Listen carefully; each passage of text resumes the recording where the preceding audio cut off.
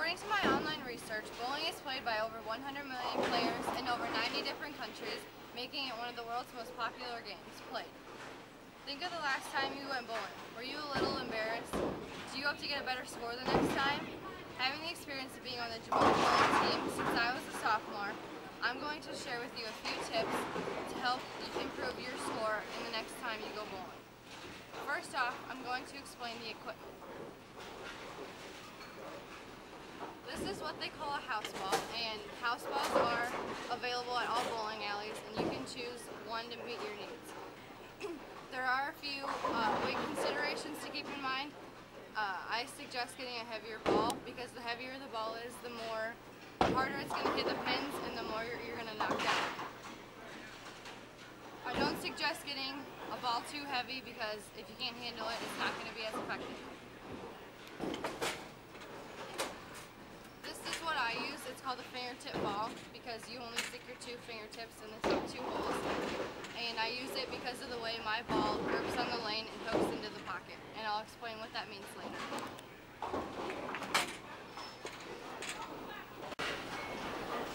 The first thing that you should do is line yourself up on one of these 5 dots. Most people start off with their feet together in the middle.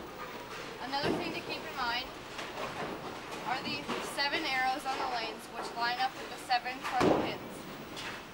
I aim for the second arrow on the right because of the way my ball grips and hits the pocket. What is a pocket, you might ask? A pocket is the area in between the first and second pin in order to get a strike. That's for a right-hander. If you're a left-hander, it's the area in between this first and second pins. Speaking of the pins, at the end of this 60-foot lane, there's a pin lineup. There are 10 pins, and they go in a zigzag all the way to 10. Now we're moving on to the actual approach. Once you've lined up with your dot and picked your arrow that you want to aim for, you always have your 3 steps, whether you're left-handed or right-handed. If you're right-handed, you want to start with your opposite leg, which is your left, so you go left, right, left. If you're left-handed, you start with your opposite leg, which is your right, and you want to go right, left, right. Release. Speaking of release, you always want to make sure you go straight back with your arm and straight forward. If you go off to the side a little bit and you release this way across your body, you're going to go straight towards the gutter. And you'll do the same if you go behind your body, you'll go straight towards the gutter this way. So you want to make sure that you always go straight back, straight forward, and do a handshake with the pins. Now watch me demonstrate as I do my 3 steps in release of the ball and do my handshake with the pins.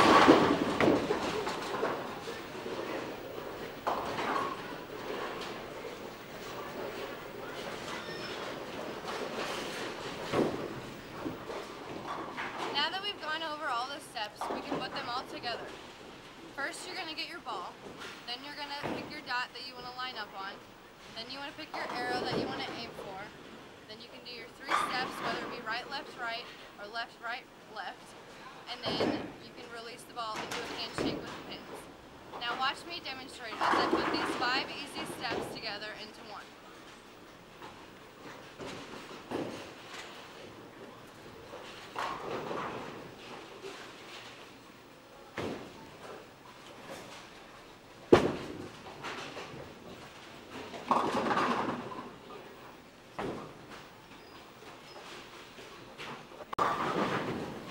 As you can see, I didn't get all of the pins, so I'm going to shoot for a spare. Since it's all the way to the left side of the lane, I'm going to want to pick my dot all the way to the right. That way I can shoot diagonal so I can get the spare. If it was all the way to the right side of the lane, I would go all the way to the left side of your dots. That way you can go diagonal at the pins to get your spare. This is going to affect your step number 2 because you're going to have to choose a dot according to the pin placement. Now that your second step is modified, watch me put these 5 simple steps together and attempt to pick this spare.